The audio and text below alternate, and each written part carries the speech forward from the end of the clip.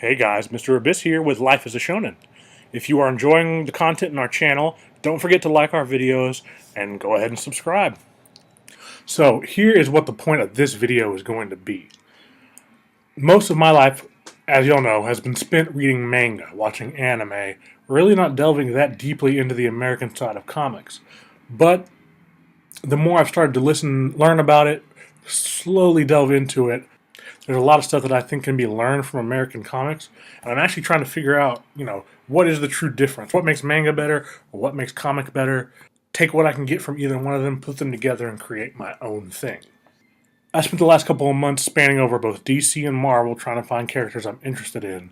One problem I came across really was that other than like the title characters, your Fantastic Fours, your Spider-Mans, your Batmans, your Superman, there's not much else that has gained traction, but that might be out of ignorance on my part, I'm not sure yet. Manga fans deal with new characters differently. It's like they give them a chance. The only way an American comic book is going to give a new character a chance is if it's attached to a previous character and they give him some sort of legitimacy, which I'm not a fan of that at all. But I wanted to go through and try and find characters that I love, and I think I found a few comics that interest me. So what I'll do is out of the 5, I want to choose 2. So I'm going to take the first issue of each one of these comics and do a review on each separate one. Then following the next week, I'm going to go ahead and eliminate one, which is going to be a little rough. And, hopefully they're all so good that I don't want to eliminate them. That's what I'm hoping for. But let's go ahead and start with the list. And I went ahead and listed them by least interested in to most interested in. So we're going to start out with number 5. And that is going to be the Lucifer Morningstar solo series. I'm a huge fan of villains. I love it. I think they're so much better than the heroes. Heroes tend to be predictable. They have better motivations as to why they're doing what they're doing. They tend to have more depth. They're just overall more enjoyable characters to me. I find heroes generally pretty boring, like Superman, very, very boring to me. I get what he is, and honestly, in all the stories I've ever read, which honestly, they're not that many, but I have read some, I don't see much depth to his character. There's no reason for me to read more Superman. That's why I went ahead and chose something that's really interesting me, is this Lucifer Morningstar. And I'll give you all a little history on the Lucifer Morningstar. He is a rebel archangel who was once given hell as his own domain.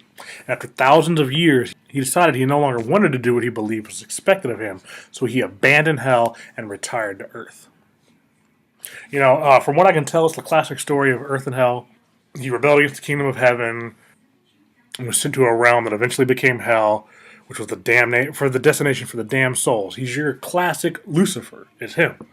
And who else wouldn't you want to read about? Lucifer, the angels, learn his character. I think it's going to be great, and I've honestly heard good things about it. Originally, I was going to choose Hellblazer, which is the Constantine series. I wanted something. I've heard a lot of good things about Vertigo, so I wanted to delve more into their stories because I've heard they're more adult, and I like more adult-oriented stories. I want my villains to be the most terrible people on Earth. I've seen a lot of things. I don't like. I'm not saying I want villains to go around and kill children and do all, but that's a real villain. I don't want some guy that's just gonna rob you at the store and Superman pops in and stops him. I want the guy that set up bombs in a hospital that's gonna explode it and we've got to stop him. I want that level of villain. And I don't think there's anyone better to give that. Well, there may be one person that can give that to me. We'll feature him in about 2 more things. But yeah, that'll be my first choice. Lucifer Morningstar's solo series from DC Comics. Brings us to number 4. I'm actually going to go ahead and say number 4 is probably going to be Teen Titans, the new one, with Damian Wayne. I only placed it on number 4 because I've started on it already, so there's not as much surprise to it. Damian Wayne is my favorite character in all of comic books. He doesn't have his own solo series right now, from what I can find, so I want something that can give a lot more focus to Damian Wayne and how he grows. He's a very enjoyable character to me. His mannerisms, the way he speaks, his histories. I enjoy him, and he has the potential to go either way. Good guy, bad guy. You never know with Damian. You also get the interactions between the others. I did grow up during the era of the original Teen Titans, but I never really paid attention to it. Like I said, I was too busy watching Dragon Ball Z, watching Shingetsu-san Tsukimi. There's many important things going on at that time. I did watch a little of the latest series of the Teen Titans that had Let's start out with Dick Grayson, had Aqualad and all that in it. Very, very cool. I enjoyed the dynamics between them. So I figured I'll pick that up. It'll actually give me a chance to learn about more characters too, since it's a whole team instead of one person. I find Starfire very cool. I find Raven cool.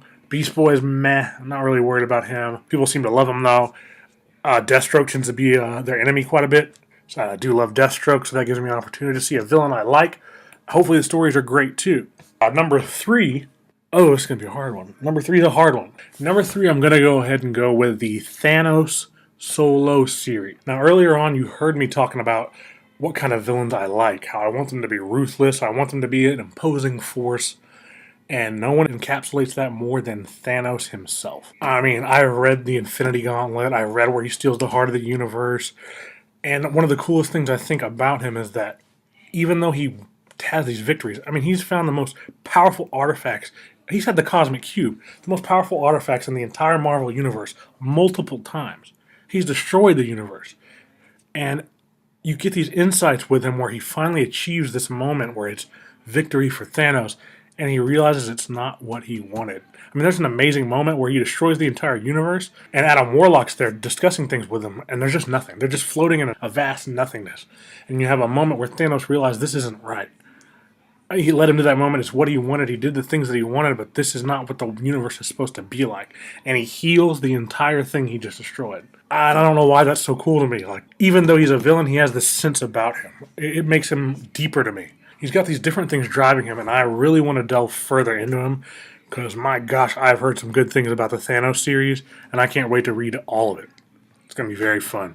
Now, the reason I put him at number 3 instead of the top is because I know more about Thanos than the other people. So I'm not as excited, but I'm still very excited.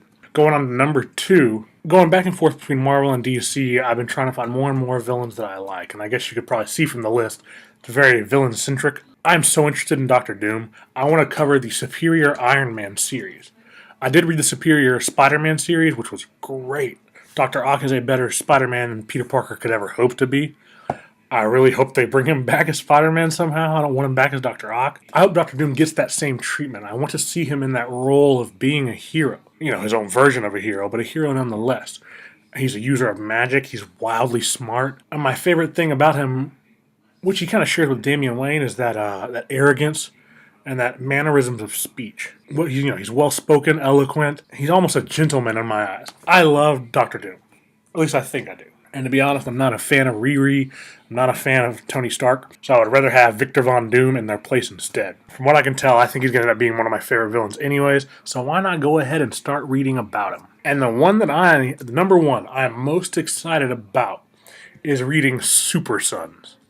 Not only does it feature my favorite character in Damian Wayne, but it actually features the son of Superman who's grown, in my mind, leaps and bounds. I love Jonathan Kent. I did not expect to like him. And especially when him and Damian are together, it's little Batman, little Superman. What can't you like about that? I want to see their adventures together. I want to see Jonathan Kent learning how to control his superpowers while Damian actually gains a true friend. I hope their dichotomy stays the same as Bruce's and Clark's. I want them to be better friends than them.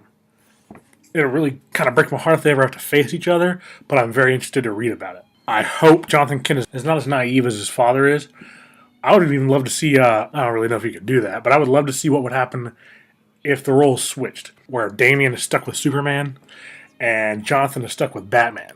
It'd be very interesting to see, since they're both young children, very wild and sometimes uncontrollable, especially Damian. Damian does whatever the hell he wants to do. Jonathan could, but, his dad's Superman. And who wants a spanking from Superman? So those are going to be the 5 series that I'm going to follow. I might try and do one a day. I'm not going to make any promises. I'm very interested to get them started. I might actually knock out a couple of them today just to get them done with. But, hey, here's hoping they're all very good and all the videos we do covering them are going to be great as well.